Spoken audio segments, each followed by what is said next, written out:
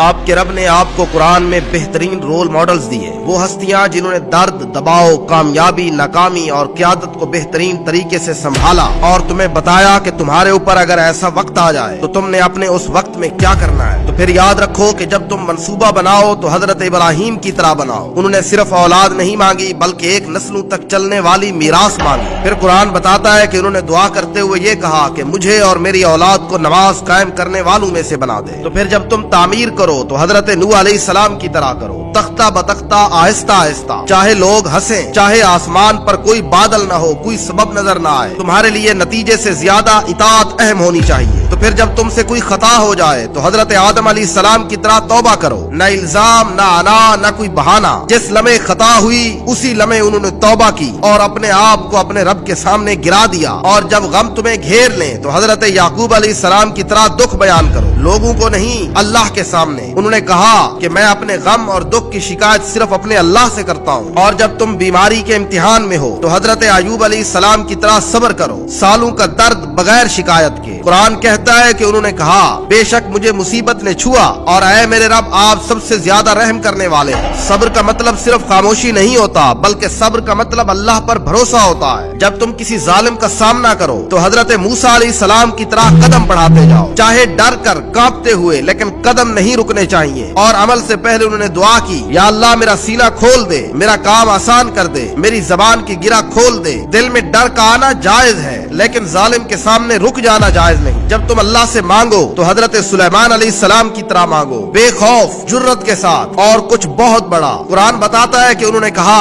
اے اللہ مجھے ایسی سلطنت عطا فرما جو میرے بعد کسی کو نہ دی جائے۔ تم اللہ سے مانگ رہے ہو، المالک کے سامنے تم نے ہاتھ پھیلائے ہیں، تو چھوٹے نہ رہو، کچھ چھوٹا نہ مانگو۔ جب تم خود کو تنہا محسوس کرو تو حضرت یونس علیہ السلام کی طرح پکارو، سمندر اور اندھیرے کے اندر سے بھی۔ انہوں نے کہا کہ اللہ کے سوا کوئی معبود نہیں، میں ہی ظلم کرنے والوں میں سے تھا، یہاں تک کہ سب سے نیچے سے بھی، اندھیروں کے اندر سے بھی صداقت کی آواز گونجنی چاہیے۔ جب تمہاری دعا میں تاخیر ہو جائے تو حضرت زکریا علیہ السلام کی طرح صبر کرو، سال گزرے، بال سفید ہوئے، پھر بھی انہوں نے دعا کی محبت کے ساتھ، حق کے دعوے کے بغیر، اپنے رب کے سامنے گڑ گڑاتے ہوئے، کہا اے میرے رب میں کبھی بھی تیرے سامنے دعا کرتے ہوئے مایوس نہیں ہوا۔ اور جب تمہیں قیادت کرنے کا کہا جائے تو محمد الرسول اللہ صلی اللہ علیہ وسلم کی طرح قیادت کرو، سچائی، رحمت اور نرمی کے ساتھ۔ انہوں نے معاف کیا جبکہ وہ ختم کر سکتے تھے، وہ اپنی امت کے لیے روئے، وہ ٹوٹے دل والوں کے ساتھ چلے، انہوں نے زمین سے پہلے دلوں کو فتح کیا۔ زندگی میں ہمیشہ رد عمل صرف اپنے نفس کی طرف سے نہ دو بلکہ ایک نبی کی طرح جواب دو۔ مشکل ہے، ناممکن نہیں، آپ کا رب بھی وہی ہے جو ان سب کا رب تھا۔